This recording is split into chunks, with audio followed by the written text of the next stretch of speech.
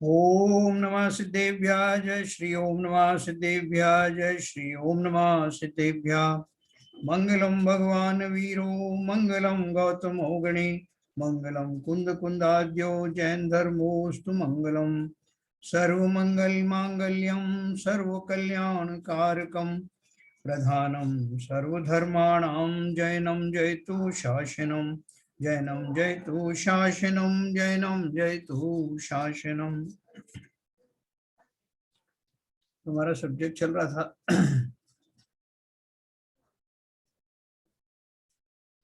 बहुत सारे लोग नहीं आए। वी जैन साहब, सी जैन साहब, ललित जी। एनीवे अपन शुरू करते हैं। हम पढ़ रहे हैं कारण कार्य रहस्य, doctor Ujjwala Shah, page number 37-38। 37 का लास्ट पैराग्राफ हमने पढ़ा था।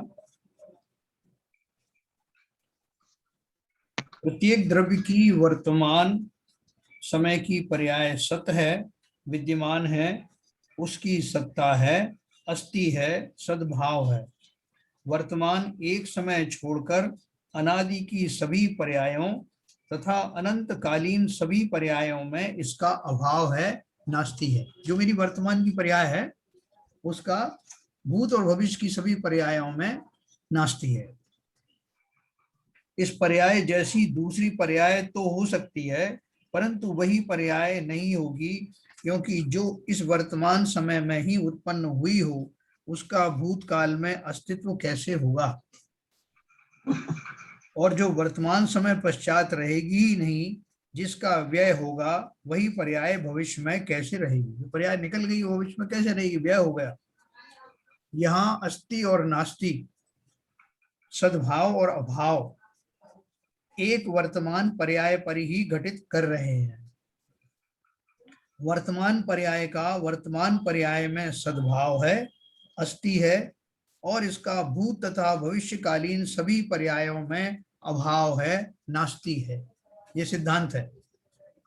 ध्यान देना, वर्तमान पर्याय इस वर्तमान समय में है, उसकी अस्ति है, और इसी समय उसकी भूत तथा भविष्य की पर्याय में नास्ति है। अपनी अपेक्षा से अस्ति है, वर्तमान समय के हिसाब से अस्ति है, और बाकी किसी भी समय में भूत या भविष्य में उसकी अस्ति नहीं है, वहां उनकी नास्ति। यहाँ अस्ति और नास्ति एक ही पर्याय पर एक ही समय में घटित कर रहे हैं। वर्तमान पर्याय की अस्ति कहाँ है और नास्ति कहाँ है, ये उसके ऊपर घटित करा।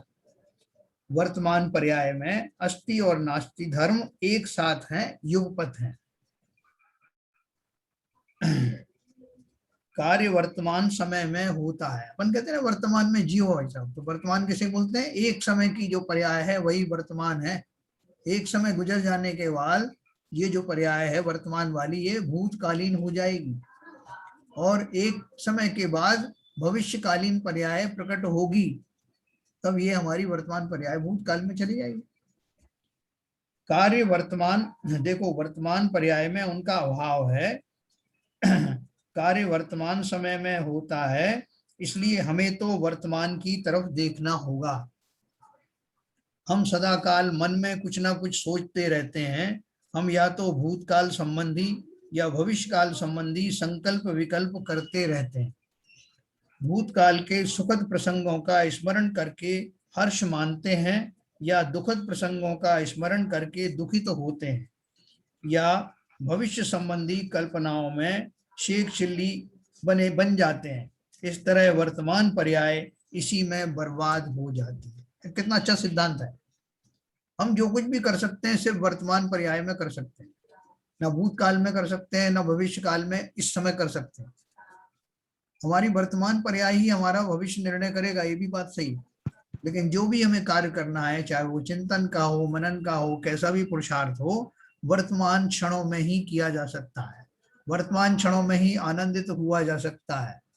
और लेकिन हम क्या करते हैं, उस क्षणिक एक समय वाली पर्याय जिसका हमें भरपूर लाभ लेना चाहिए, वो ना लेकर के, या तो हमने भूतकाल में जो हमें हमसे नहीं हुआ या किसी कारण से कोई ऐसे प्रसंग घटित हुए, उनको याद कर करके हम शोकाकुल रहते हैं, पश्चाताप करते हैं, बहुत गहरा पश्चाताप करते हैं। थोड़ा बहुत तो ठीक है, और उसके कारण हम वर्तमान में दुखी पाए जाते हैं, जबकि घटना पूर्व में हो चुकी है। लेकिन हम उसका चिंतन कर करके वर्तमान पर्याय को ही दुख में बना लेते हैं।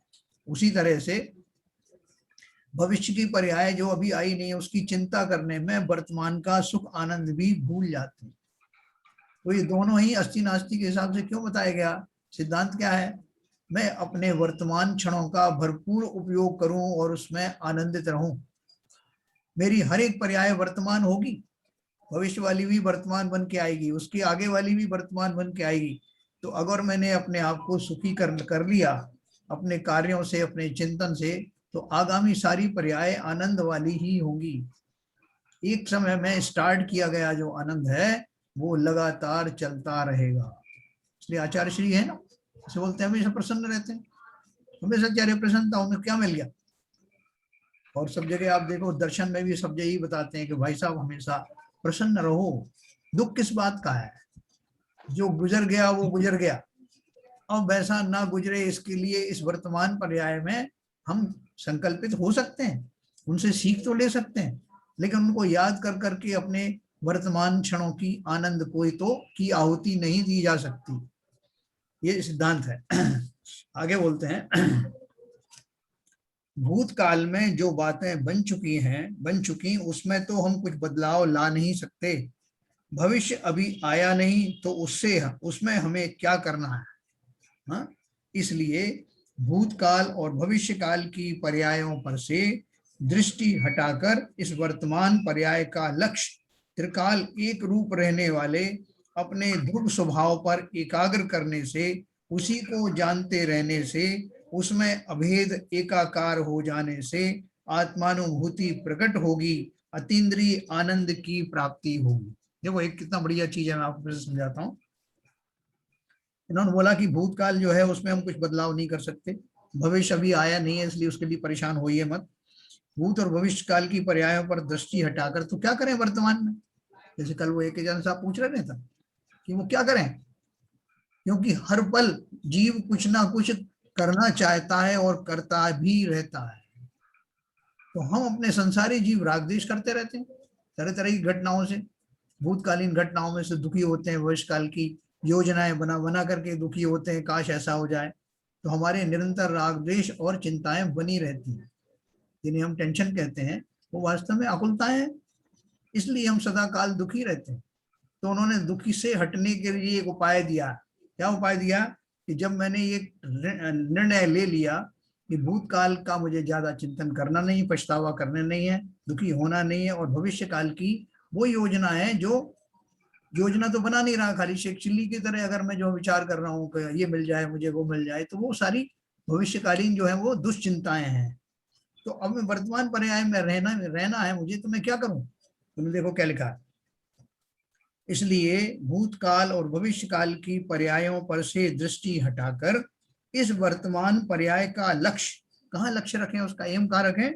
त्रिकाल एक रूप रहने वाले अपने ध्रुव स्वभाव पर एकाग्र करने से, उसी को जानते रहने से, उसमें अभेद एकाकार हो जाने से आत्मानुभूति प्रकट होती है। जो सम्यक दर्शन की हम कोशिश कर रहे हैं ना, तो सम्यक दर्शन कैसे आएगा? ये उसका शॉर्ट में उपाय है। भूतकाल की होने वाली किसी भी घटनाओं में शोकाकुल होना नहीं, बीता तो बीत गया, बीती ताई विसार दे। और भविष्य काल की ऊटपटांग जो है कल्पनाएं करके भी दुखी नहीं होना कि काश मेरा ये हो जाए। अब एक प्रश्न है सर, शंका मतलब। हाँ, तो एक्चुअली बेसिकली तो इसमें सर ये हुआ कि हमारा लक्ष्य सही हो, क्योंकि अगर हमारा लक्ष्य वैसा है भविष्य में, वैसे है कि मुझे भविष्य में मेरा बेटा ये हो जाए या मेरा ये चीज हो जाए, तो मैं उसको उस पर्याय को लाने के लिए मैं कुछ ना कुछ प्रयास करूंगा, और वो पर्याय ग्रेजुअली स्टेप बाय स्टेप करके वो पर्याय आएगी। और अगर मतलब होनहार है वो पर्याय, तो तो अगर मैं वहां से हटा के अगर आत्मानुभूति में का लक्ष्य रखूंगा तभी ये होगा एक्चुअली। अदरवाइज भविष्य का एक्चुअली हम लोग कर क्या रहे हैं, भविष्य की वजह से ही तो हम प्रयास करते रहते हैं। तो भूतकाल तो जो हो गया वो हो गया, भविष्य को सुधारने के लिए कुछ करते हैं, बराबर।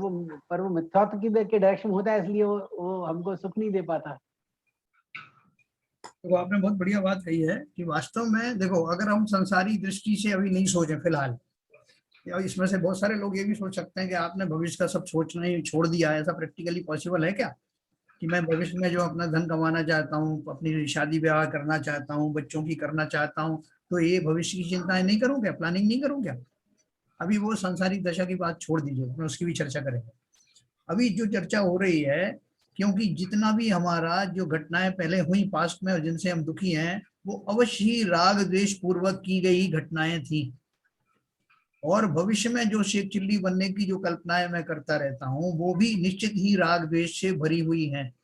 जब वो घटित होंगी भविष्य काल की, जब वर्तमान में आएंगी, तो फिर मैं वो दुखी होऊंगा, और फिर दुखी होकर के फिर वो घटनाएं पास्ट में चली जाएंगी, उन्हें याद कर करके फिर दुखी होऊंगा। इसलिए मेरी ये दुखों की संतति समाप्त होने वाली नहीं। तो फिर मैं क्या करूं? जैसे आपने कहा, करने के लिए सीधा सीधा आचरण बताया, आप कर पाओ ना कर पाओ उसका चिंतन अपन बाद में करें, लेकिन करना क्या है? बोलते हैं ऐसा काम करो कि फिर पलट के देखना ना पड़े, और ये पर्याय फिर से जो है आपके सामने ना आए जिनमें आप दुखी सुखी होते हो। तो इसलिए उन्होंने क्या बताया कि जो आप हैं, ये वो मान के चल रहे हैं कि आप सम्यक दृष्टि हैं, वेद विज्ञान हो गया है। इसलिए उन्होंने बोला कि जो आप हैं, कैसे हैं? इस वर्तमान पर्याय का लक्ष्य त्रिकाल एक रूप रहने वाले अपने ध्रुव स्वभाव पर एकाग्र करने से। अब ध्रुव स्वभाव किसको मालूम? तो आपने तो बोल दिया शास्त्रीय भाषा में, ध्रुव स्वभाव में रहो, आप एकाग्र रहो। तो वो हम तो नहीं कर सकते। तो नहीं कर सकते तो फिर कैसे सुखी रहोगे? अपन तो एक क्षण के सुख की बात नहीं कर रहे हैं। जैसे वो सिद्ध भगवान की कल बात चल रही थी, वो सिद्ध भगवान तो, हम तो अभी प्रयास कर रहे हैं, वो उस मकाम पर पहुंच गए हैं जहां उनको अपना त्रिकाली स्वभाव में स्थिरता प्राप्त हो गई है। वो उसमें मग्न हो गए हैं, और वो परम सुख की खान है वो दशा। उस जैसा सुख, अव्यवहाद सुख, जिसमें किसी तरह का कोई व्यवधान तीन काल में भी नहीं आने वाला, ऐसा अव्यवहाद सुख की प्राप्ति उनको मात्र एक ही चीज से होती है, और वो है स्वयं को स्वयं के स्वभाव में स्थापित करना। संसार का कोई भी द्रव्य नहीं चाहता कि उसका अस्तित्व खतरे में पड़े। जैसे मैं बार बार एक उदाहरण देता हूँ कि लकड़ी को आपने उसमें दूसरे गुण भर दिए गए, लकड़ी वाले गुण निकालते गए, तो कालांतर में वो लकड़ी लकड़ी नहीं रहेगी। मान लो आपने लोहे के गुण भर दिए तो वो लोहा बन गई धीरे धीरे करके, प्लास्टिक के गुण भर दिए प्लास्टिक बन गई। अब वो लकड़ी अगर वो चैतन्य होती, तो उदाहरण के लिए बोल रहा हूँ, वो क्या चाहेगी? उसके लिए परम सुख का कारण कब होगा? जब वो अपने स्वरूप को प्राप्त कर लेगी, अर्थात पुनः लकड़ी बन जाएगी और अपने लकड़ीपन का आनंद प्राप्त करेगी। ऐसे ही मैं जीव, मेरे साथ दो चीज हुई है। पहली बात तो ये है कि मैं, जो मैंने अभी कल्पना बताई लकड़ी की, लोहा बनने की, ऐसा वास्तव में मेरे साथ होता नहीं। एक पल के लिए भी जीव इस पुद्गल रूप शरीरों में रहते हुए भी कभी पुद्गल बना नहीं। जीव का कोई भी एक भी गुण कभी बाहर गया नहीं, और फिर भी मैं दुखी क्यों हूं? क्योंकि मैं विभाव भाव में जाने वाली योग्यता का भी धारी हूं। कर्मों के सद्भाव में, राग देशों के सद्भाव में मैं इस तरह के खोटे भाव कर लेता हूं कि मैं तो जीव हूं ही नहीं। जैसा मेरा स्वरूप है मैं वैसा नहीं मानता, जबकि मेरा स्वरूप बिगड़ा नहीं है। देखो मजे की बात ये, वो लकड़ी की तो मैंने उदाहरण दी कि वो लोहा बन गया, प्लास्टिक बन गया। जीव वास्तव में अपनी कल्पना मात्र से ही अपने जीवत्व को से वंचित हो जाता है, अर्थात उसका आनंद खो जाता है। जीव कभी भी अजीब बनता नहीं, लेकिन मेरी झूठी कल्पनाओं के कारण मैं शरीर जो कि अजीब है, उसको ही अपना स्वरूप मान करके और वैसा ही मान करके उसमें होने वाली सुविधाएं असुविधाओं से अपने आप को जोड़ लेता हूं, और उसी को अपना स्वरूप मान करके लगातार दुखी होता रहता हूं।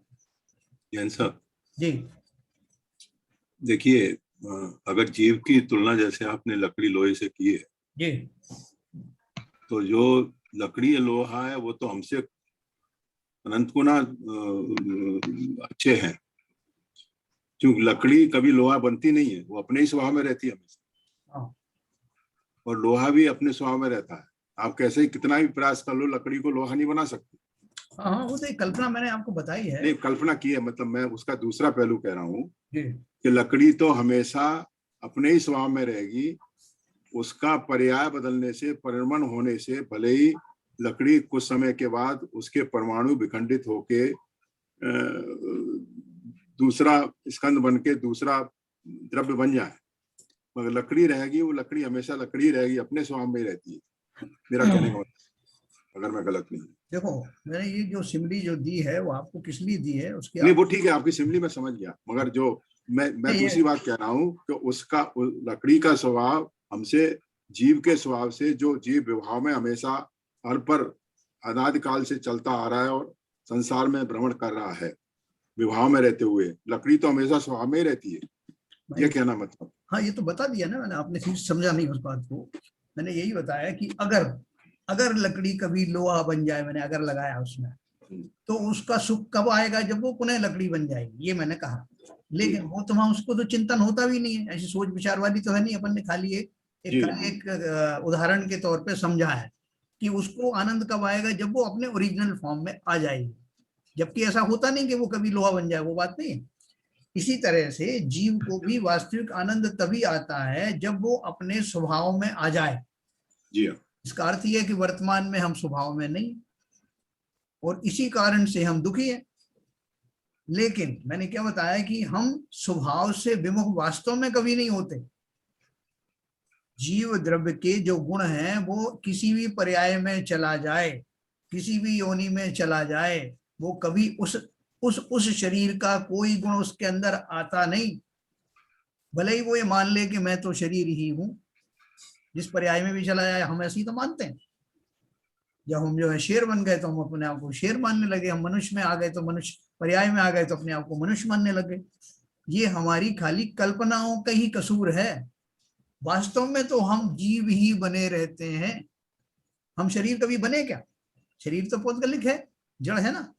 लेकिन हम अपनी कल्पनाओं से हर पर्याय में जिसमें जाता हूं उस शरीर को ही अपना स्वरूप मान लेता हूं कि मैं तो शरीर हूं। तो ये खाली हमारी मान्यता की बात है, लेकिन शरीर बनते हम कभी नहीं है, भले ही हम कुछ भी मान। नहीं, पर सर इसमें जीव जो है शरीर बनना भी नहीं चाहेगा ना। क्यों नहीं बनना चाहेगा? जब तक मैं नहीं, इसलिए क्योंकि शरीर तो एजिंग होके खराब हो जाता है। तो मैं तो जब तक अच्छा शरीर मिलता रहेगा मैं तो लेता रहूँ अच्छा शरीर, मैं क्यों खराब शरीर में हूँ। दूसरा शरीर मिलेगा तो अपन उसको बुरा तो मानेंगे ना कि ये कहाँ से मिल गया। हाँ, पर वो तो फिर जीव के जैसे भाव उस हिसाब से उसको मिल रहा है। देखो, लेकिन अगर अच्छे भाव करता रहे तो उसको अच्छा शरीर मिलता रहेगा। जीव जिस शरीर में जाता है उसी में उसको आनंद आता है, वो उसको बुरा कभी समझता ही नहीं है। उससे मरना चाहे एक इंद्रिय जीव हो, चाहे कोई इंद्रिय तरस में जाए, चाहे तिरंच बने। उस समय तो उसका ज्ञान को अवॉइड कम, इसलिए उसको वो अच्छा लग रहा है। नहीं, बात ही हो रही है कि जीव जिस पर्याय में जाता है उसमें ही उसको आनंद रहता है, उससे विमुख नहीं होना चाहता। उससे उसको राग, विशेष राग हो जाता है जिस शरीर में जाता है।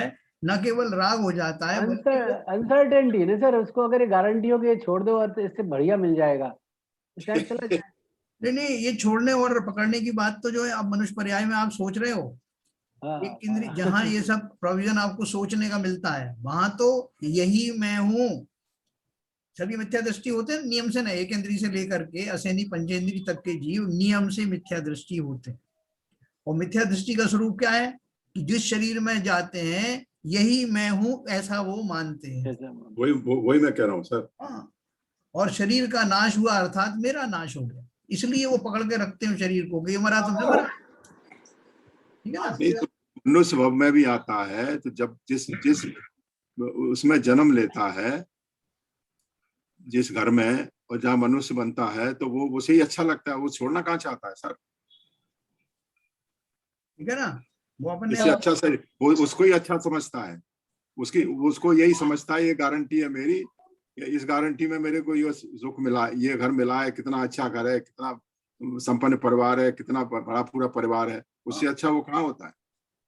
जो एक इंद्रिय से पंचेंद्री असेनी पंचेंद्री मिथ्या दृष्टियों की मैंने बात की, वो तो ये सोच ले कि ये शरीर मेरा है, वो तो दूसरी कैटेगरी का ममत्व नामक दुर्गुण है। मैं तो बोल रहा हूँ कि वो एकत्व मानता है कि यही मैं हूँ, मेरा की बात छोड़ो, ये शरीर है, यही मैं हूँ।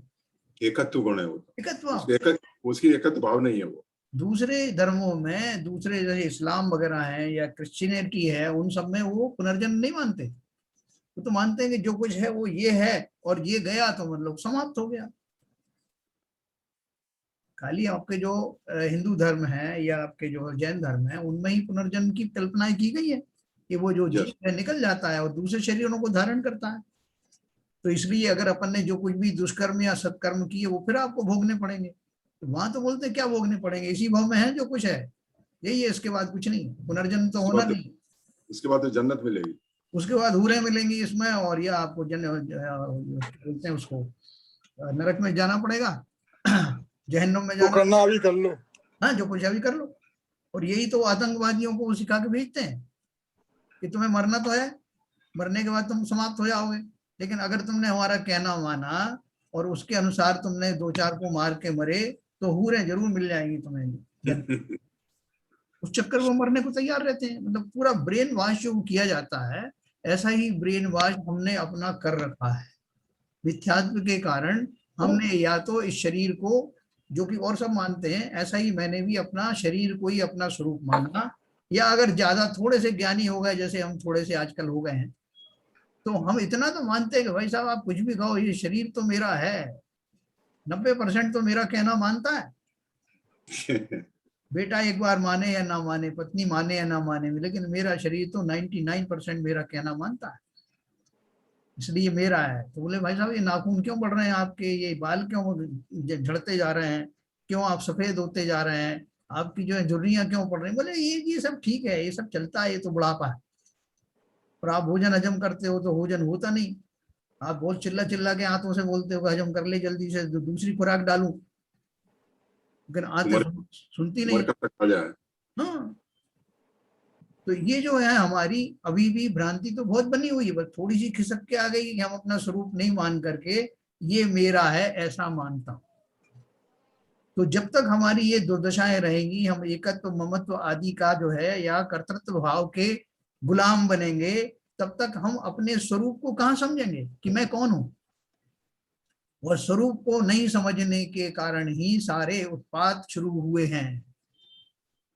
भव भव में मुझे इस बात की मजा मिलती है, इस रहस्य को ना समझने की कि मैं कौन हूं। ना मुझे मैं कौन हूं पता है, ना मुझे ये पता है सुख की परिभाषा क्या है। लेकिन सुखी अवश्य होना चाहता हूं। तो सुखी होने के लिए 2 फार्मूले चाहिए कि सुखी किसे होना है, उसका स्वरूप क्या है, और सुख का स्वरूप क्या है। तो देखो इन्होंने ये मान के चले हैं कि वो जीव सम्यक दृष्टि है, तो अब उसको क्या करना है, भूतकाल में होने वाली किसी भी घटना को कि पकड़ के मत बैठना, जो हुआ सो हुआ, बीता तो बिता, उसको विसार दे। अपने वीतराग भगवान है ना, वीतराग का अर्थ क्या है, बीत गया है राग जिनका। हम उनको पकड़ के बैठ जाते हैं। किसी का शोक होता है, प्रतिकूल संयोग आते हैं या अनुकूलता की समाप्ति हो जाती है, तो हम कितना रोते हैं, कितना पश्चाताप करते हैं, कितने दुखी होते हैं। एक आध क्षण के लिए तो चलो सहज में आ जाता है, क्योंकि अभी हम जो हमारा चारित्र गुण दुर्बलता तो है, लेकिन उसको गले से लगाए रहने के सारे सारे दिन उन्हीं के बारे में चिंतन करने से हम अपनी वर्तमान पर्याय को ऐसे ही नाश किए जा रहे हैं। तो उन्होंने यही कहा, कल जो सिद्धों की बात हो रही थी, आज वो आए नहीं एक जन साहब, देखो इसमें आगे माफ कीजिएगा जैन साहब जी, ये जो जैसे पेड़ है एक इंद्रिय है, उसमें तो मन होता ही नहीं ना। हाँ, नहीं होता, उसमें मन कहाँ होता है, वो कहाँ सोचता है। पेड़ जैसे है, हाँ, वो तो एक इंद्रिय है, हाँ, हाँ, उसमें मन कहाँ है। हाँ, तो मन नहीं होने से क्या हो गया, तो वो ये जो अभी आप बातें बता रहे हैं, हाँ, हाँ, वो ये चीज थोड़ी सोचता है। जैसे आप सोचते हैं कि भाई शरीर मेरा है, हाँ, वो पेड़ तो नहीं सोचता ऐसा। तो उसको मन क्यों नहीं मिला, वो तो उसने जैसे कर्म किए उस हिसाब से उसको फल मिला। हाँ, अभी अपने को मन मिला है कि नहीं? अपन को तो है, अपन एक इंद्रिय जीव बने कि नहीं? कभी बने होंगे, अब बनेंगे कि नहीं? बन सकते हैं। कैसे बनोगे? अब जब एक इंद्रिय बनोगे तो किस वजह से बनोगे, ये आपके मुंह से सुनना है। वो आपने बताया था, जैसे आप आलू खाएंगे या इस तरह की जो चीजें खाएंगे जमीन में पैदा होने वाली। खाने पीने की चीजें तो बहुत बहुत छोटी मोटी चीजें हैं। चिंतन की बात करो, किस चिंतन से आप एक इंद्रिय बन जाओगे? आप क्या मतलब हम सब बनने की जो है हमारी वैसी योग्यता कब होगी, किन कारणों से प्रकट होगी? देखो मुनराज अक्सर यही कहते हैं कि कम से कम कंदमूल से बचो, आप पानी छान के पियो। अरे ये तो क्रिया है ये शरीर की, इनकी हाँ, बात मत करो, तो उनकी इससे बात मतलब, करो, मुझे बात इससे करो। मतलब एक इंद्रिय नहीं बनोगे, मन की 3 बात इंद्रिय तक करते नहीं हैं। बनोगे। देखो अभी आपने बात मन की छेड़ी ना, हम्म, तो मन की ही बात करो। मन से क्या होता है? विचारों का उद्गम, भावों की उत्पत्ति मन के स्थान से शुरू होती, ऐसा कहा जाता ना। ये तो दिमाग जो है, दिमाग भी ये अलग है। विचार बनाने वाली एक फैक्ट्री है। दिमाग तो स्टोरेज केंद्र है, शरीर का एक भाग है। अभी आपने हम्म, मन की बात करी, तो मन पर स्थिर हो जाओ। अपन सिर्फ मन की बात करेंगे। कौन सी मन की ऐसी दशा होगी जिसके कारण हम एक इंद्रिय बन जाएंगे? मुझे अभी मुझे याद नहीं है सब, मुझे नहीं, जानकारी।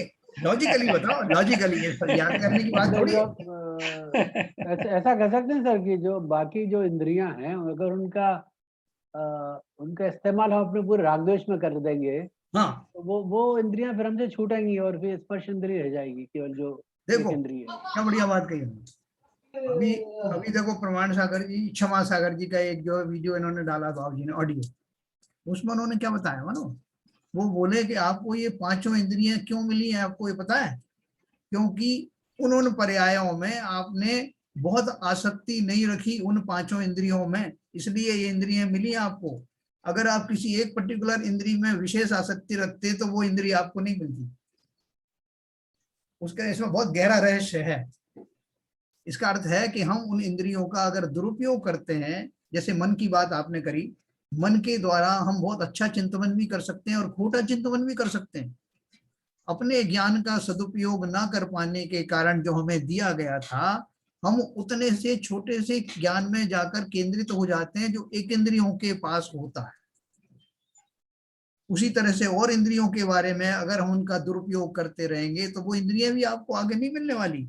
फलतः आपको एक पैकेज मिलेगा जिसमें आपको चिंतन करने के लिए मन भी नहीं होगा, चिंतन योग्य शरीर भी नहीं होगा, और इंद्रियों का अभाव होगा।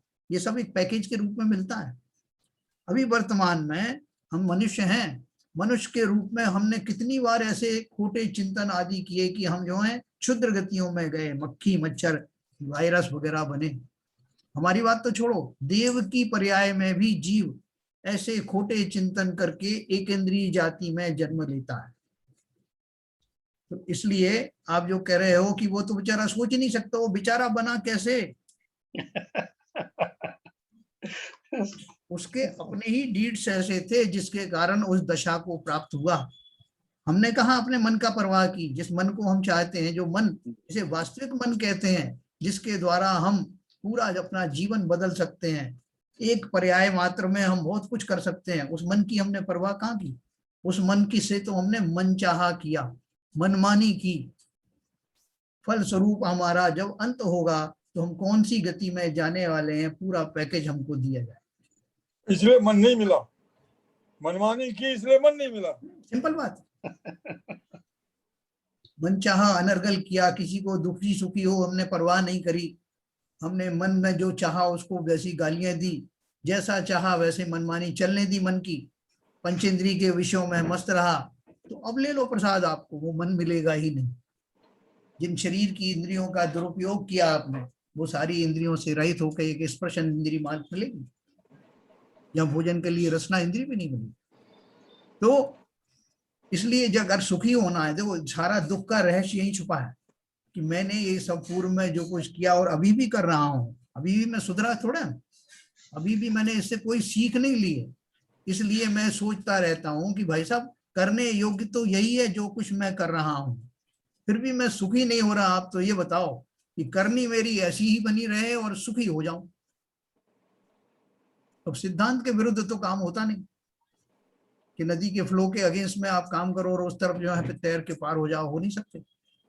तो उसी तरह से अगर हम ऐसे कार्य करते रहें जिनमें स्वभाव से विपरीतता हो तो हम कभी भी सुखी हो नहीं सकते। हम तो वहां भी वही कल्पना कर रहे हैं कि अगर हम सिद्ध बन जाएंगे तो भाई साहब ये बताओ, इस संसार में जो कुछ मैं करने में आनंद मानता हूँ उनमें से कौन कौन सी क्रियाएं या कौन कौन सी सुविधाएं वहां मिलेंगी, ये बताओ आप।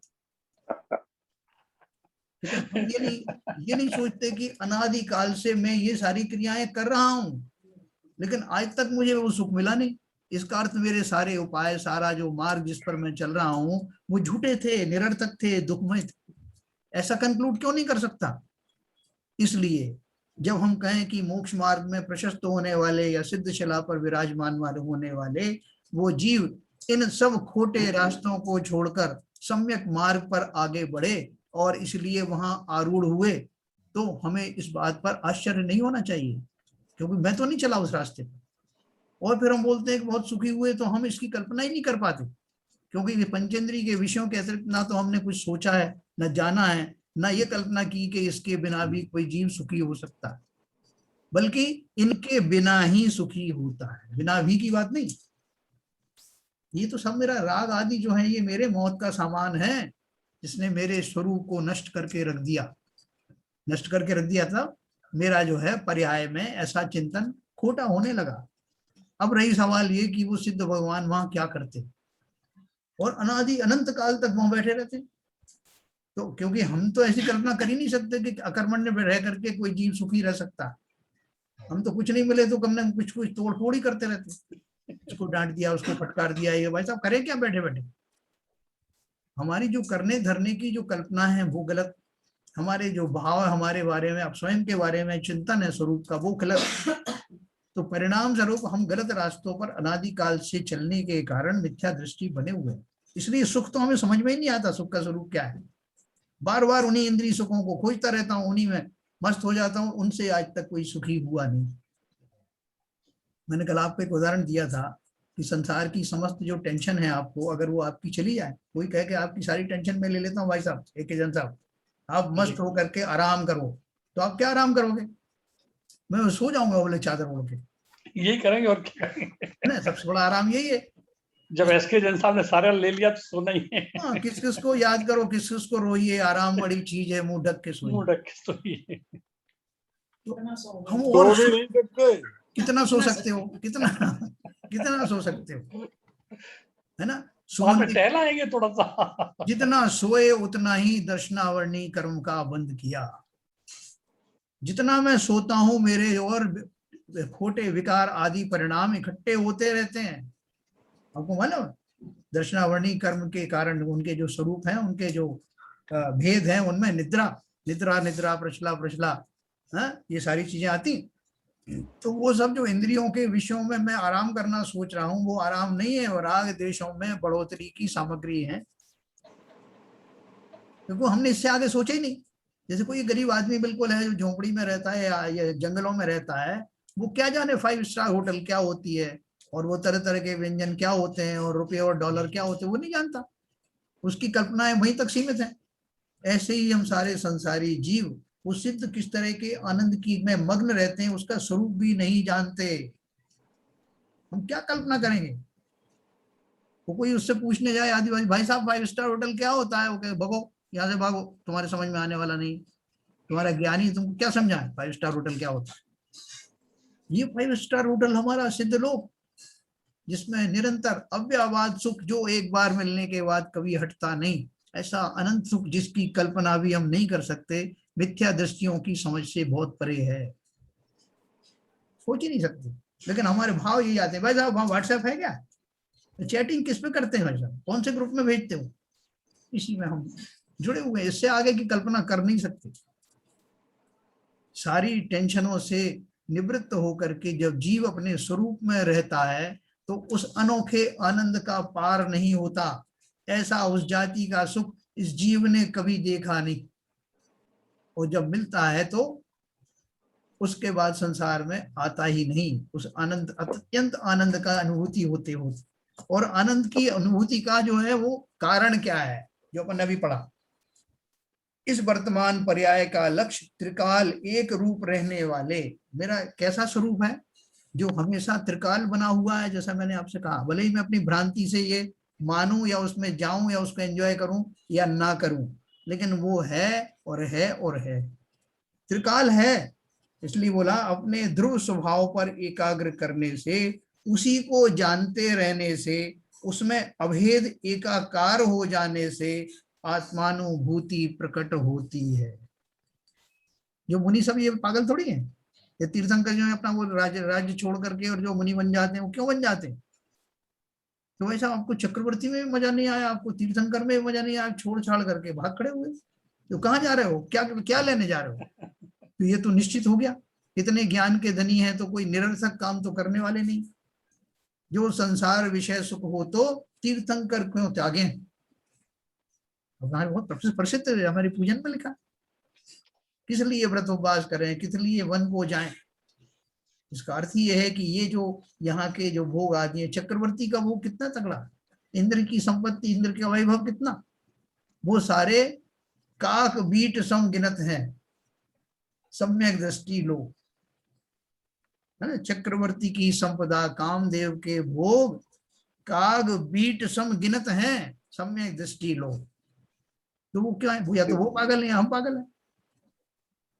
तो जब इस जाति के जो आनंद की ओर जो बढ़ रहे हैं, इतना त्याग आदि धारण करके, तो निश्चित ही कुछ अच्छा प्राप्त करने के लिए जा रहे होंगे ना। और ये कोई ये दर्शन कुछ हमारे एक दो लोगों को समझाने के लिए नहीं है, अनादिकाल से ये दर्शन चल रहा है, अनंत जीव सिद्ध बन चुके हैं। इसका अर्थ ये है कि ये फिलॉसफी है, ये काम करती है। हम एक दो लोग, सत्य सर, हाँ, ये हम एक दो लोग जैसे हमको समझ में नहीं आ रहा है और हम इसमें ही खुश हो रहे हैं, देखो कितना बढ़िया है, मेरे समझ में ही नहीं आ रहा है, सुख का स्वरूप मुझे समझ में नहीं आ रहा है, मैं कितना सुखी हूं। सुख की मिथ्या कल्पना करने वाला मैं अपने आप को सुखी समझूं, इससे बड़ी विडंबना क्या हो सकती है। और हम भाई साहब, मेरा एक प्रश्न है जी, कि जैसा आपने बताया कि इंद्रियों के मिसयूज से अगले भव का हमें पैकेज मिल जाता है, तो इस पैकेज से क्या मतलब है? हाँ देखिए, पैकेज में बहुत सारी चीजें आती, जैसे किसी व्यक्ति ने बहुत मायाचारी करी, ठीक है, मायाचारी के साथ साथ और भी बहुत सारे काम हम करते हैं। एक बार में, एक समय में हम अनंत परमाणुओं का ग्रहण करते हैं, जिसमें 8 प्रकार के कर्म होते हैं। आयु का तो कभी कभी होता है, लेकिन 7 कर्म का तो हम निरंतर प्रति समय बंद करते हैं। और वो 8 प्रकार के जो कर्म हुए, जैसे हम भोजन करते हैं तो एक ग्रास के अंदर में हम कैसा खाना खा रहे हैं, रिच खा रहे हैं, हल्का फुल्का खा रहे हैं, सादा खाना खा रहे हैं, लेकिन फिर भी उसके अंदर में जो कण होते हैं, उसमें जो लोहे का, तांबे का जो मेटल्स हैं, विटामिन हैं, प्रोटीन्स हैं, वो सब सम्मिलित होता है एक ग्रास में जी। अब वो ग्रास जो जब अंदर जाता है तो डाइजेस्ट होता है, तो उसमें से किस किस का क्या परिणमन होना है अपने आप होता रहता है शरीर में। जी जी। ठीक उसी तरह से एक समय में बांधे गए जो कर्म हैं, जो 8 प्रकार के होते हैं ना, 8 प्रकार के जो कर्म हैं, जी। उनमें किसका प्रमाण कम है, किसका प्रमाण ज्यादा है, उसके हिसाब से उनके परमाणु इकट्ठे होते हैं। ये तो हुई एक पैकेज की बात जी। अब वो पैकेज जब फलित होता है तो उसमें प्रकृति निर्धारण करती है कि इस पैकेज में क्या क्या था, क्या क्या था, मतलब जैसे वहां प्रोटीन थे, विटामिन थे, कितने कितने थे। इसी तरह से इस पैकेज में कौन से वाले कर्म की कौन सी प्रकृतियों का आधिक्य था। जी। मैंने मान लो बहुत जो मायाचारी के परिणाम किए, जी। मायाचारी के तो बहुत की, साथ में मन कषाय भी मैंने की, साथ में क्रोध कषाय भी की, ठीक है, कुछ अच्छा काम भी करा, कुछ अच्छा भी किया, बिल्कुल सही कहा आपने। तो अब क्या हुआ कि मेरा सारा मिला जुला पैकेज का एनालिसिस किया जाता है प्रकृति में 100% सही, निष्पक्ष रूप से। जी जी। उसमें मालूम पड़ा कि ये एकेंद्रीय पर्याय, सॉरी, पंचेंद्रीय पर्याय में जाने योग्य, इसके बहुत ज्यादा बुरे तो कर्म नहीं है, लेकिन मायाचारी के फलस्वरूप ये तिरंज गति में अवश्य जाएगा। अच्छा। अब तिरंज गति में से भी एकेंद्रीय से लेके 5 इंद्रिय तक के पंचेंद्रिय होते, ये अपने तिरंज होते जी। तो ये निर्धारित हुआ कि इसके बहुत ज्यादा निकृष्ट भाव नहीं थे, लेकिन त्रियंश में तो ये जाएगा, लेकिन ये कुत्ता बनेगा, पंचेंद्रिय त्रियंश बनेगा। जी और कुत्ते की भी बहुत सारी प्रजातियां हैं, स्ट्रीट डॉग भी बन सकता है, ऐसा जी कुत्ता ही बन सकता है जिसको मैडम लोग जो है अपनी कार में लेके घूमती हैं, एसी में लेके घूमती हैं। जो उसने कुछ पुण्य भी किए थे ना, जी तो पुण्य का भी फायदा दो ना, तो दे रहे हैं। जी उसको ऐसा रखा जाएगा। लेकिन उसको जिस तरह का भोजन उसको चाहिए, जैसे वो मांसाहार जब पसंद करता है, लेकिन गया किसी के ऐसे के घर में जो शाकाहारी जीव है, जी तो उसको उस तरह का जो मन चाहा भोजन तो नहीं मिला, लेकिन भूखा भी नहीं मरा। जी ऐसी मिली जुली चीज उसको साता वेदनी भी मिलेगा, साता वेदनी भी मिलेगी। उसको किस तरह की सुविधाएं मिलेंगी, किस तरह के कष्ट भी होंगे। वो बाहर स्वतंत्र रूप से नहीं जा सकता है, ये उसके कष्ट होंगे। जो जी मालिक जैसा सुखाएगा उसको वैसे करना है। और त्रिंज जी पर्याय की अपने लिमिटेशन तो है। जी। ये तो एक ये एक भव की बात हो गई भाई साहब। एक और प्रश्न इससे जुड़ा हुआ, एक जैसे कि हमारे कर्मों के परिणाम से हमें ये नेक्स्ट भव का हमारा बंद हो गया। हाँ, अब ये जो तिर्यंश हैं, जैसे कुत्ता बिल्ली, ये तो कोई कर्म करते नहीं, तो इनका नेक्स्ट भव कैसे और किस बेसिस पे कब डिसाइड होता है? देखो बहन जी, ऐसा है, अपन को ऐसा लगता है कि जितना छोटा जीव होगा, अभी जैसे यही बोल रहे थे ना ये के जन साहब की, जिनके मन ही नहीं है, तो आप उनको जी उनको जो है ऐसी कल्पना क्यों कर रहे हैं कि उन्होंने बहुत कर्म बांधे, काय से बांधे? जी आपका प्रश्न भी उसी डायरेक्शन में है। एकेंद्रीय जीव से लेकर पंचेंद्रीय तक के सभी जीवों की घूर कषायें होती हैं, सभी जीवों की। अच्छा और कृष्ण लेश्या होती है, जी तो वो कृष्ण लेश्या पूर्वक बहुत तीव्र कषाय रूप परिणाम उनके रहते हैं, भले ही वो एक इंद्रिय जीव क्यों ना हो। क्योंकि अच्छा जो इंद्रियों की अपन बात कर रहे हैं या जो मन की बात कर रहे हैं, ये तो जो है उसके एक उपकरण है। जी बाकी तो पूरी आत्मा उस शरीर के अंदर में विद्यमान है, पूरी के पूरी आत्मा। जी और जी आत्मा अपने मिथ्यात्व के कारण उन पर्यायों में रहकर भी बहुत खोटा चिंतन करती है। अच्छा इसलिए वो जीव उन उन दशाओं में भी कर्मों को बांधते रहते हैं। अच्छा। वहां नहीं निवृत्ति तो थोड़ी वैसे हुई। जनरली ऐसा कहा जाता है, जैसे कुत्ता बिल्लियां ये तो भोग योनि में है, ये कोई कर्म तो करते ही नहीं, लेकिन मतलब कर्म करते हैं। बहुत ज्यादा, बल्कि वो तो अशक्त हैं। अपन ने वो जी पढ़ा था, कर्म चेतना, कर्म फल चेतना और जी ज्ञान जी चेतना। कर्म फल, हाँ जी वो तो बेचारे लाचार हैं। अभी कोई जो जी है बड़ा जानवर जो बैल बन गया, उसके ऊपर जी इतना भार लाद रहा है, उसकी कैपेसिटी देख नहीं रहा है वो किसान, उसको भोजन भी भरपेट नहीं दे रहा है, लेकिन वो जीव अपने पुराने कर्मों के कारण उन कष्टों को भोगता हुआ दिखाई देता है। जी जी जी नहीं कर सकता। जी लेकिन जब वो दुखी होता है तो दुख में फिर उसके कर्म बनते हैं नए। इसलिए आप दुख करने के लिए भी स्वतंत्र नहीं है। अच्छा। जैसा आपने बताया है कि हर समय कर्म बनते रहते हैं, सातों कर्म बनते रहते बिल्कुल बिल्कुल बनते रहते हैं, हैं। क्योंकि जीव किसी भी योनि में क्यों ना हो। नहीं, फिर तो अगर ऐसा ना हो तो आप सोचो, आप कामना ये करोगे भाई साहब ये कहाँ पंचेंद्री में फंस गया, मैं तो एक केंद्री बन जाता तो वहां कोई कर्म ही नहीं करता। तो फिर कर्म ही नहीं बनते। वो जो खोटी पर्याय है उनका, उनको वो खोटी पर्याय अच्छी पर्यायों में कन्वर्ट हो जाती ना। जब पंचेंद्री में आदमी कर्म करता है, मुझे कर्म करना नहीं है तो मैं तो राग द्वेष से रहित होऊंगा, तो एक इंद्री बन जाऊं, वहां वही राग द्वेष, सम्यक ज्ञान, वही सम्यक ज्ञान हो जाएगा, वही सब कुछ हो जाएगा, वहां से सीधा मैं मोक्ष चला जाऊंगा डायरेक्ट। सम्यक दर्शन वही पैदा हो जाएगा।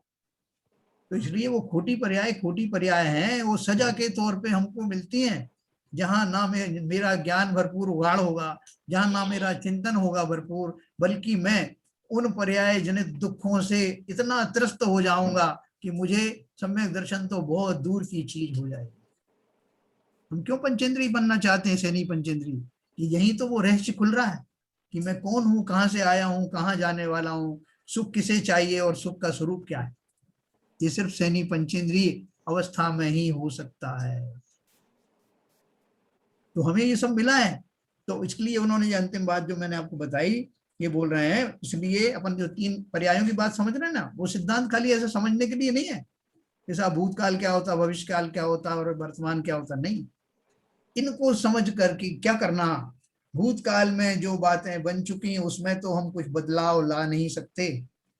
मैं एक इंद्री बना, बहुत बार बना, मैं पशु बना, मैं बैठ के रो कि भाई साहब बहुत समय खराब हो गया, एक समय में ऐसा हुआ था, दूसरे में ये हुआ था। अगर मुझे वो जाति स्मरण हो जाए तो एक एक पर्याय को ले लेकर के मैं रोता रहूं, और रोने की कितनी उम्र समय बीत जाएगा मेरा, अनंत भवों तक रोता रहूंगा। लेकिन प्रकृति ने ये भी अच्छा किया कि जो बीत चुका उसे मैं भूल जाता हूँ। विशेष परिस्थिति में जाति स्मरण से याद हो भले ही आ जाए, लेकिन अगर लगातार मुझे याद रहे वो पर्याय तो मेरे दुख का कोई संतति टूटेगी नहीं। इसलिए भूतकाल में जो बातें बन चुकी हैं उसमें तो हम कुछ बदलाव ला नहीं सकते, भविष्य अभी आया नहीं तो उसमें हमें क्या करना है। इसलिए भूतकाल और भविष्य काल की पर्यायों पर से दृष्टि हटाकर इस वर्तमान पर्याय का लक्ष्य त्रिकाल एक रूप रहने वाले अपने ध्रुव स्वभाव पर एकाग्र करने से, उसी को जानते रहने से, उसमें अभेद एकाकार हो जाने से आत्मानुभूति प्रकट होगी। सीधा सीधा आपको रास्ता बता दिया, पूरा सार बता दिया, बस पूरा सार बता दिया आपको। आपको दुखों से निवृत्त होने का, वर्तमान पर्याय का कैसा जो है उसका उपयोग करने का, और भूतकाल की पर्यायों को पकड़ करके दुखी सुखी नहीं होने का, भविष्य की चिंताएं नहीं करने का, एकमात्र वर्तमान पर्याय में जो क्षणिक है उसमें उसको ही पर्याय को सुखमय बना दो तो आने वाली सभी पर्यायें उसी क्रम में अच्छी बनती चली जाएंगी। और कैसे बना दें, पूरा फार्मूला दिया है, कुछ भी एम्बिग्युइटी नहीं है। फार्मूला ये है कि जो आप हैं उसको भली प्रकार जाने, ये सम्यक दर्शन है। और भली प्रकार जान करके सुख का स्वरूप फिर आपको अपने आप समझ में आ जाएगा कि जब मैं ये शरीर नहीं हूं तो मैं क्या हूं, है ना। वो बोलते हैं ना, क्या भैया कोई आया आपके मेहमान तो बोले इनका यथा योग्य सत्कार करो। यथा योग्य का अर्थ क्या है कि बच्चा है तो बच्चे जैसा सत्कार करो, स्त्री है तो स्त्री जैसा सत्कार करो, पुरुष है तो पुरुष जैसा करो। तो ऐसा ही यथा योग्य सत्कार जो है जीव का कब होता है, जब मैं ये स्वरूप समझ जाऊंगा कि मैं शरीर नहीं हूं, मैं पुद्गल नहीं हूं, मैं ये जो जातियां एक इंद्रिय दो इंद्रिय आदि ये भी नहीं हूं, मैं तो वो परम सिद्ध आत्मा हूं, जीव द्रव्य हूं। तो जब ये मान लिया कि जीव द्रव्य है तो उसका स्वागत उस हिसाब से करो, उसको वैसा ही सुख पहुंचाओ, यथा योग्य सुख। और जीव का सुख है सभी तरह के राग द्वेषों से मुक्त होकर अपने स्वरूप में, अपने त्रिकाल स्वरूप में, स्वभाव में एकाग्र हो जाऊं। यही मेरा यथा योग्य सत्कार है जो मुझे खुद करना है। कौन करेगा? दूसरों से उम्मीद करता हूँ भाई साहब उन्होंने मेरी आवभगत नहीं की, मेरा सम्मान नहीं किया, वो तो शरीर का करते। अपना सम्मान तो हम स्वयं कर सकते हैं कि मैं जीव द्रव्य हूं। अहो अनोखा ऐसा जीव द्रव्य जो सबसे अनूठा है और अपनी भूल से दुखी था, अपनी निधि को पहचान कर कि मेरा स्वरूप क्या है, मेरा ज्ञान गुण, मेरा चैतन्य गुण, मेरे जितने वीर गुण, ये सारे गुणों, सुख गुण जीव का स्वभाव है। दुख तो है ही नहीं स्वभाव, खाली मैं भ्रांतिवश ये सब नहीं जानता था। जब जान जाऊं तो इसमें एकाग्र होकर के इसको न केवल इसकी ओर निहारूं बल्कि इसी में तल्लीन हो जाऊं, परम सुख की प्राप्ति शुरू हो जाएगी। और ऐसा सुख जिसे कभी नष्ट नहीं किया जा सकता, जिसे कोई बाधित नहीं कर सकता, ऐसा अव्यावाद सुख सिद्धों को ही मिलता है, हम जैसे गिद्धों को नहीं मिलता। समझो बात को, इतनी सी बात है ये हमने पर्यायों के माध्यम से जो समझा उसका स्वरूप मात्र इतना है। वर्तमान पर्याय में सभी लोग बोलते हैं भाई साहब आप अभी जब जिस उसमें हो अपने आप को सुखी रखो, वर्तमान में सुखी रहो। वर्तमान क्या है? कितनी देर का वर्तमान? एक समय का वर्तमान है। इसको सुखी रखोगे, अपने आप को सुखी रखोगे, सुखी होने के उपाय बनाए रखोगे तो आगे की पर्यायें भी सुखी सुखी वाली ही आएंगी। तो देखो आगे चलते हैं।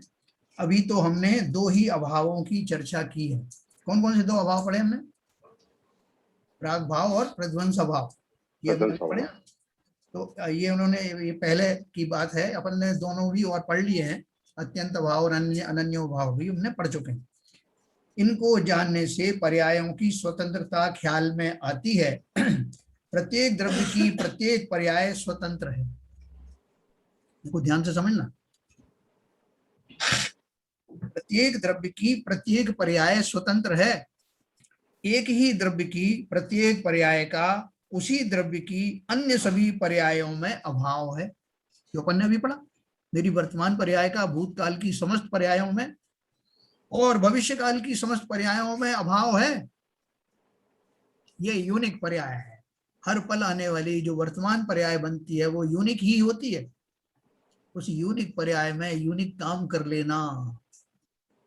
यह बात ख्याल में आने पर वस्तु की स्वतंत्रता सिद्ध होती है। वर्तमान पर्याय का अन्य पर्यायों में अभाव है तो वह उसमें हेर फेर करे, उसे मिटा दे या जल्दी ला दे, वो कैसे संभव है।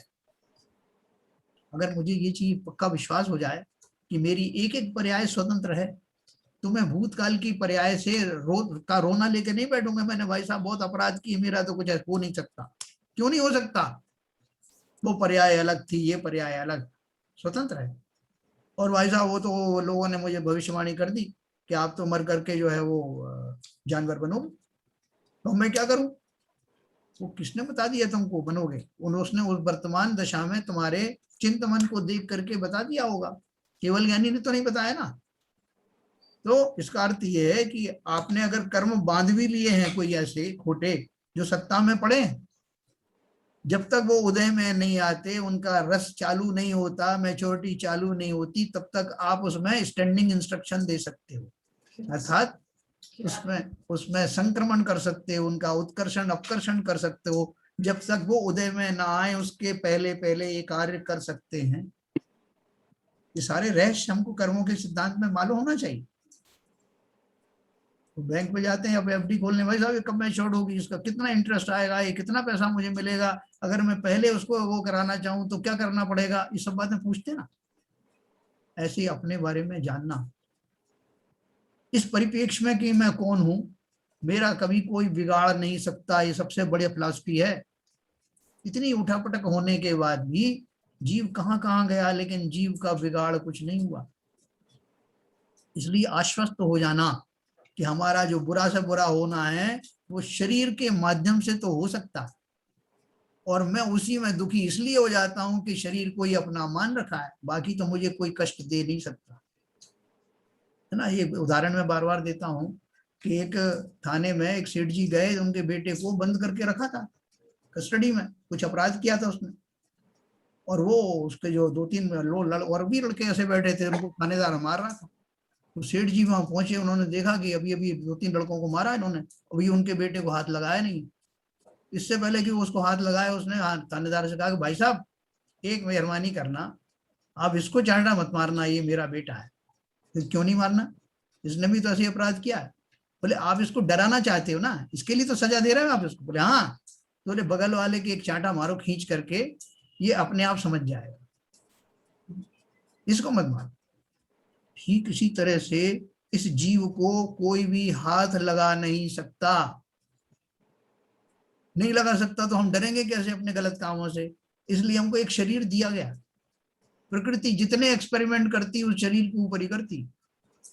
शरीर को बीमार कर देंगे, शरीर अपंग हो जाएगा, तो मैं जो मूर्ख आदमी उसमें बैठा हूं वो ये समझूंगा अरे मैं ही मरा, ये तो मुझे रोग आ गया, मैं ही बुखार, मुझको ही मार पड़ी, मुझको ही मार पड़ी। ये रहस्य है प्रकृति का। शरीर हमको इसलिए प्रदान किया जाता है संसारी जीवों को कि उसके बहाने से हमको कष्ट जो है झेलने का हमें ऐसा भान हो जाए कि मुझे ही, मेरे ऊपर ही हो रही है सब विपत्ति, और मैं घबराऊं। लेकिन मैं घबराता नहीं, मैं फिर से वो बेशर्मों की तरह लगा रहता हूं। भाई साहब एक शरीर मारा था ना, अभी और मारो आप, हम तो आदि हैं इसके, हमें यही मजा आता। हमें तो ताज्जुब होता उन सिद्धों पर कि उनको बिल्कुल मार नहीं पड़ती, वो कैसे एंजॉय करते हैं।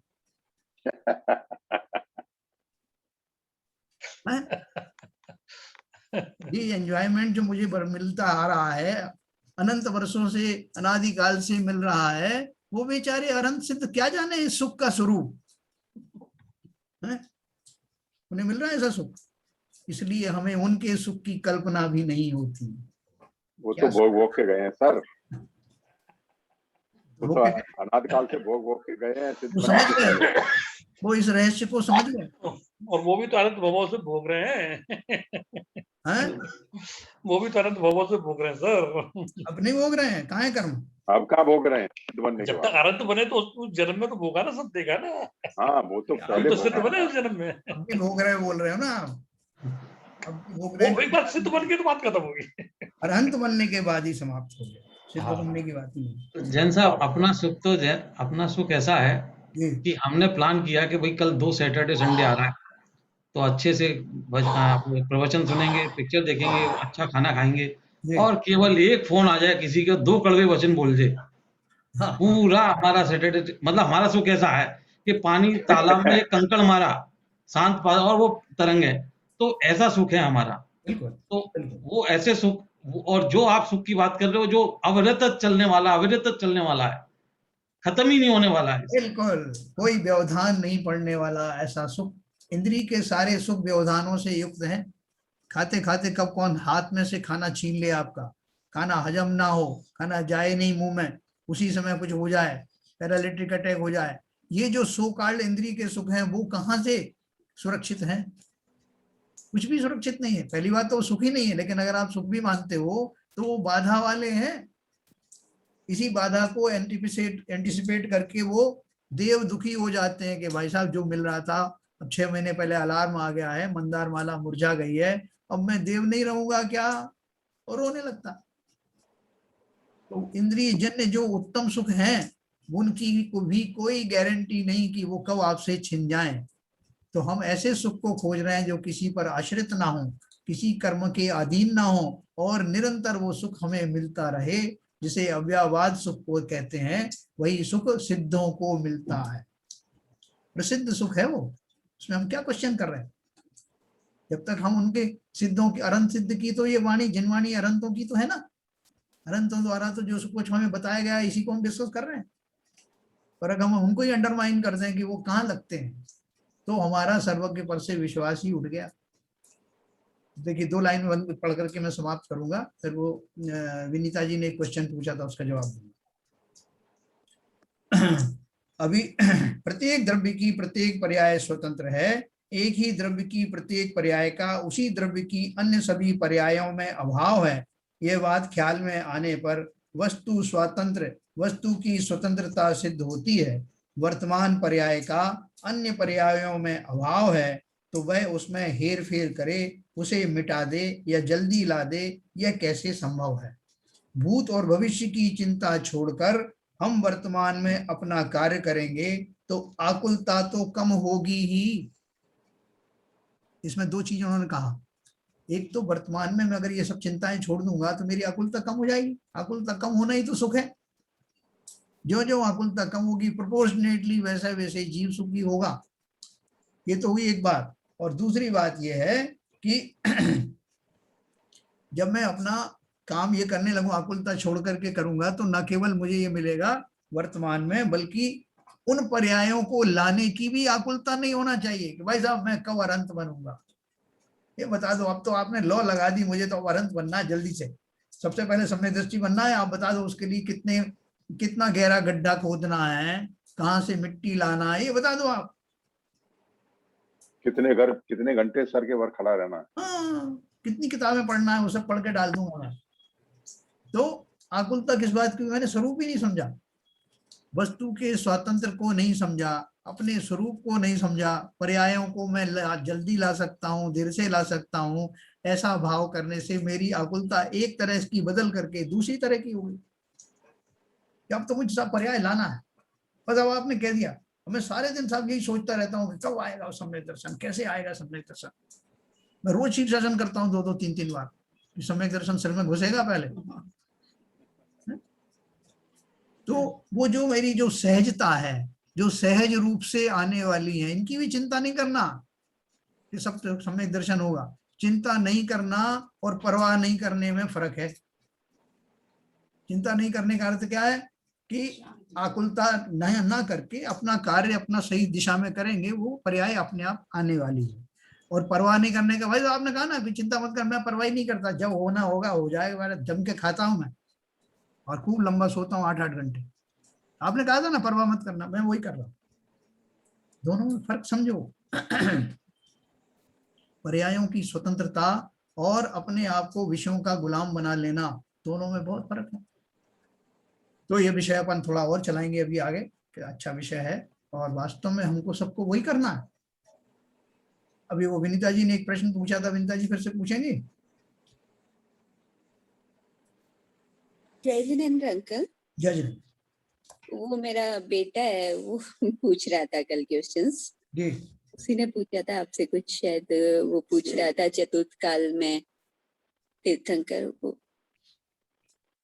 एक्चुअली वैसे मैंने कर दिया था उसको, थोड़ा बहुत सेटिस्फाइड तो।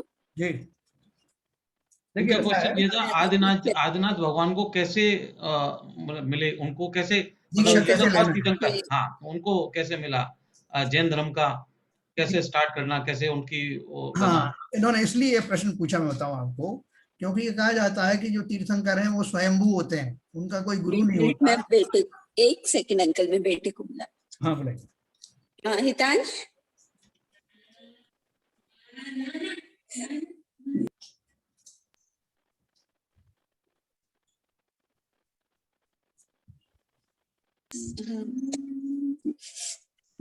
हाँ बेटा पूछिए।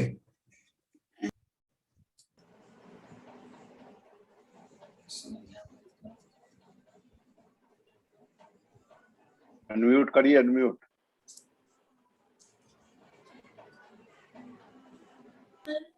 हाँ ठीक है, अभी वो बस वैसे ही पूछ लिया था उसने, अब सुन रहा है वो, उसको थोड़ा हाँ, सा शामिल मैं आपको बता देता हूँ क्योंकि समय होता जा रहा है। हाँ बता दीजिए, वो सुन क्योंकि रहा है। ये उसको एक शंका आई होगी और बहुतों को और को भी आ सकती है कि जब वो भगवान जो मुनि महाराज बनते हैं, वो जो वो तीर्थंकर होते हैं, चूंकि वो गुरु किसी को बनाते नहीं, वो स्वयं ही गुरु होते हैं, तो वो उनको दीक्षा कैसे ली जाएगी, उसकी विधि कैसे मालूम होती है, पहली बात। दूसरी बात ये कि वो उन नियमों को कैसे पालन आलन करते हैं, क्योंकि कोई आचार्य नहीं, कोई कुछ भी नहीं समझाने वाला नहीं है, तो कैसे धारण करते हैं, ये बेसिक क्वेश्चन था। वो बोले चतुर्थ काल में है, क्योंकि मुझे जो सारे तीर्थंकर वगैरह चतुर्थ काल में ही होते हैं। तो उसका उत्तर ये है कि देखो ऐसा है, अगर वो पहले ही तीर्थंकर हैं जैसा कि वो कह रहे हैं, उससे पहले भी कोई नहीं बने, इसलिए उनके पास पहले की कोई ऐसी वो नहीं है घटनाएं सामने जिससे वो सीख जाएं। तो बात यह है कि जो जितने भी अरहंत होते हैं, जो तीर्थंकर बनने वाले हैं, वो सब बचपन से ही, जन्म से ही 3 ज्ञान के धारी होते हैं। मति, श्रुत, अवधि, तीनों ज्ञान उनको होते हैं। तो अवधि ज्ञान से ही वो सब जान सकते हैं पहले कि कैसे मुनियों की दीक्षाएं कैसे होती हैं, उनमें क्या क्या धारण किया जाता है, वो सब जानते हैं। और दूसरी बात ये कि जो एक जाति स्मरण होता है, तो पहले के जन्म में जो व्यक्ति तीर्थंकर बन रहा है, वो कितने भवों से दीक्षाएं धारण करता हुआ आया है। ऐसा नहीं कि उसी समय भव में धारण किया, उसके पहले वो किसी स्वर्ग या स्वर्ग से देव बनकर, देव होते हैं जहां से आते हैं, वहां भी वो अवधि ज्ञान के धारी थे, और वहां वो जब देव बने थे उससे पहले मुनि बने थे। तो ऐसे मुनियों की संतति उन जीवों की निरंतर चलती रहती है, और उसके फलस्वरूप उनको ये प्राप्ति होती है, जो अंतिम अवस्था है उनकी, जिसमें वो अरहंत बनते हैं या तीर्थंकर बनते हैं, उनकी अंतिम अवस्था होती है। तो वो संतति मणि धर्म पालने की उनको पड़ी हुई है परंपरा, उनके संस्कारों में है, और साथ साथ अवधि ज्ञान भी है, इसलिए उनके लिए कोई मुश्किल नहीं। ठीक है ना। जैसे राजा श्रेयांश थे, जिन्होंने जब आदिनाथ भगवान को कोई आहार देने की विधि नहीं जानता था, तो उन श्रेयांश जी को अपना पूर्व भव का स्मरण हुआ, जाति स्मरण हुआ, जिसमें उन्हें याद आया कि मैं जब आदिनाथ भगवान की पत्नी हुआ करता था, तब तो हम दोनों ने मिलकर के मुनियों को कितनी बार आहार दिए। तो आहार की विधि उनको एकदम ध्यान में आ गई, और उन्होंने बहुत बुद्धिपूर्वक उनको आहार दिया इक्षुरस का। ये घटना प्रसिद्ध है। तो इस तरह से ऐसी कोई दिक्कत होती नहीं है आहार देने की। आप तो बनो, तीर्थंकर बनना है, साधारण अरहंत बनना है, कुछ भी बनो, आहार देने वाले, दीक्षा देने वाले सब मिल जाएंगे, कोई चिंता की बात नहीं, सब निमित्त निमित्तिक संबंध। ठीक है सर। जैन साहब, मैं भी एक रिक्वेस्ट करना चाहता था। बोलिए। जो आज आप चर्चाएं इस टाइप की कर रहे हैं, मैंने बचपन में बहुत सारी ऐसी शुरू से ये चर्चाएं सुनी, तो मैंने मन में पक्का कर लिया कि मैं आगे चल के मुनि बनना है मुझे जी।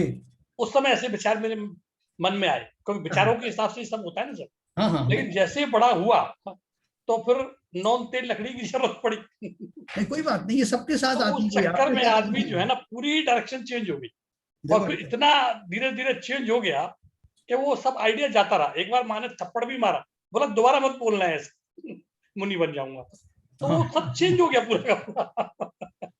वो तो गृहस्थी में डालना चाहती थी ना। चलिए अपन बात करेंगे। काम करते हैं और आदमी कहाँ से कहाँ पहुंच जाता है। देखो, सभी लोग दूसरों को मुनि बनाना चाहते हैं, कोई अपने घर में मुनि नहीं बनने देना चाहता। मुझे आज भी वो घटना याद है। ये मोह की तो महिमा इतने है। विचार चेंज हो जाते हैं आदमी। चलिए सर अपना ये क्षमा सागर महाराज थे, उनकी माता कभी नहीं उनको चाहती थी मुनि बनाए, हाँ, और उसी दुख में उन्होंने अपना शरीर त्याग दिया। हाँ ऐसे बहुत सारे लोग। समझे? तो ये तो मोह वाली बात है, मोह बंद की। लेकिन देखो अगर आपको ये एहसास है, ठीक है जैन साहब, कि पहले मेरे ऐसे भाव आते थे, बहुत बहुत तो ये सोचने वाला, ये ज्ञान करने वाले हम ही तो है ना। इन्हें ये भी याद है नहीं, कि पर मैं परिस्थितियां और मजबूरियां ऐसी हो जाती हैं। रहती हैं, कोई दिक्कत नहीं है, सब लौट के आने वाले हैं। जिनके एक बार भी ऐसे भाव आ गए, गारंटी से वो इस रास्ते पर आने वाले। चलिए साहब, हमारा समय हो गया। जिनवाणी की स्तुति करें। थैंक यू साहब, थैंक यू, बहुत आपने समय दिया।